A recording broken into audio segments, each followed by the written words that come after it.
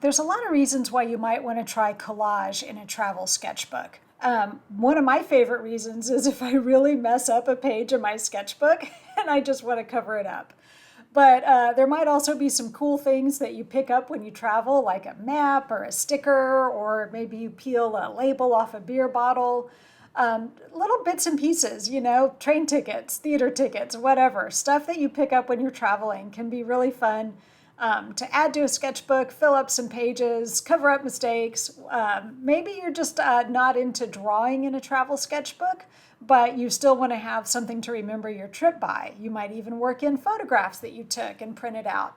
So this is a very sped up version of a tutorial that I did for my subscribers. I send these out by email every Friday, and this one was about working with collage. And this is only one part of a much longer one, and of course the full version isn't sped up. It's done in real time so everybody can follow along.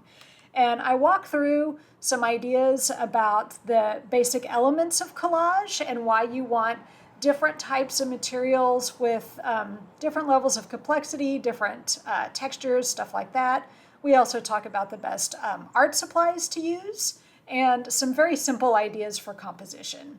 And so I did this really simple example using a few things that I picked up in my hometown in Portland. So the assignment is really to pretend that your hometown is where you're traveling to.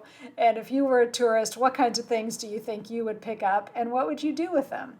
So you can also work on adding lettering and, writing or drawing pictures to go along with your collage. And this can just be a really cool way to have like a fun sketchbook page that's easy and is just with stuff that you picked up and carried around with you. And here's what it would look like. This is the finished product in your sketchbook.